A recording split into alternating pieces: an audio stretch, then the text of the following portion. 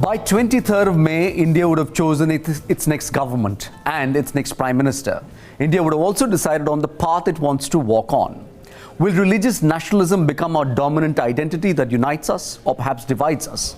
And has secularism fallen by the wayside?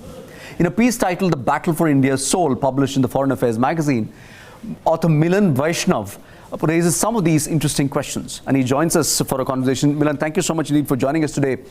We are at the fag end of what has been a month-long exhausting election campaign, and many people have called this a high-stakes election, where the idea of India being secular and diverse and plural is being put to test. What, to your mind, has this contest been about? So I would certainly say that, one of the key things that's on the line in 2019 is this commitment to the idea of India. For the past 7 decades, by and large, India has adhered to the notion that it is the home for a diverse, multi-ethnic, multi-religious polity. And this is something that's sort of enshrined in the Constitution, that, India has found unity in its unparalleled diversity. And I think one of the questions for the voters today is whether India will adhere to that commitment or instead continue down a path of, toward the Hindu Rashtra, or a nation that's fundamentally determined by Hindu precepts and Hindu tenets, or will remain glued to the kind of secularism that in the past. And I think one of the questions which emerges is, we obviously know where the BJP stands on this question. It's an avowedly Hindu nationalist party, but it's unclear actually what the opposition stands for. And I think that's one of the big question marks going into these elections. Milan, you point out that the Congress is trying to reclaim Hinduism in a sense from Hindutva, and you call it smart politics in your piece. Why do you think the Congress hasn't been able to present an equally compelling alternative idea? Well, I think that the fact is that the concept or the construct of Nehruvian secularism is largely dead. And part of that is the responsibility of the Congress, which under the guise of secularism has often pandered to minorities, often cynically manipulated religious divisions to suit its own political purposes. The BJP has termed this pseudo-secularism. And so secularism today in India is something of a 4-letter word. It has become synonymous or coterminous with minority appeasement. And in a country that is 80% Hindu, I think the Congress Party feels that if it were to go down that lane, that would be electorally fatal for them. So instead, what they've tried to do is to wear their Hinduism on their sleeve as a badge of honor and say there is a distinction between Hinduism and Hindutva, that Hinduism is largely a tolerant, diverse, plural kind of religion, and it's not this kind of homogeneous, top-down, uniform, monolithic sort that the BJP is propagating.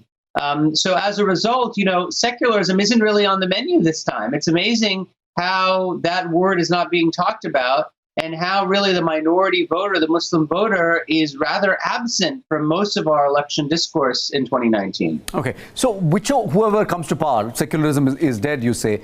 But if the BJP is back, you also point out that we will see a resurgence of an extreme Hindu conservatism, and you call it Hindu traditionalism.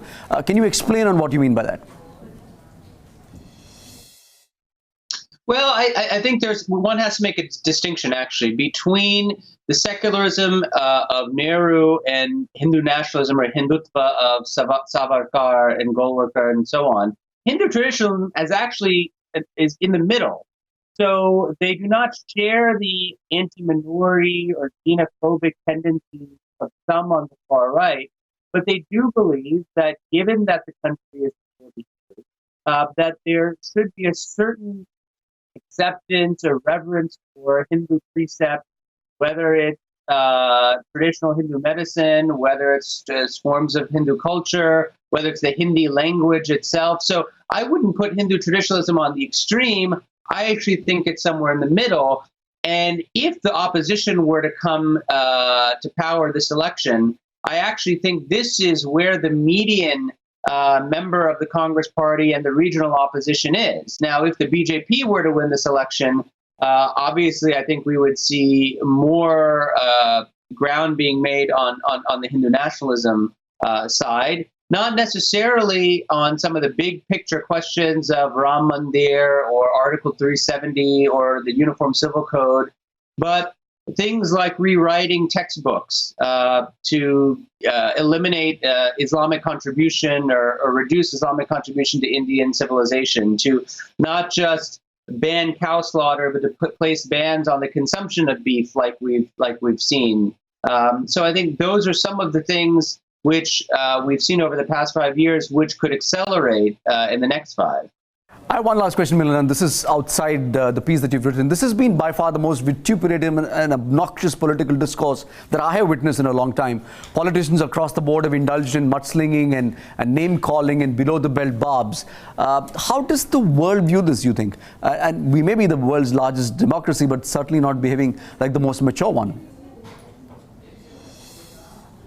Well, I think, frankly, what's happening in India is on par with what we see in many other democracies, including the United States, where we are seeing a kind of extreme partisan and social polarization in society.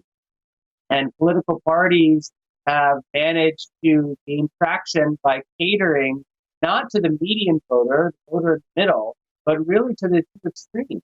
And so the kind of name calling, the kind of dog whistling, the kind of ad hominem attacks that we've been seeing, unfortunately, are not unique to India. But I don't think it speaks well about the nature of an Indian electoral politics, especially when there are so many substantive issues on the line, whether it's employment, whether it's rural distress, whether it's questions of foreign policy and national security. I mean, these are large substantive issues that are going to determine the future of Indian society and Indian democracy. And rather than discussing some of these issues, we've descended, I think, into partisan name calling, and that doesn't serve anyone, at least of all the Indian voter.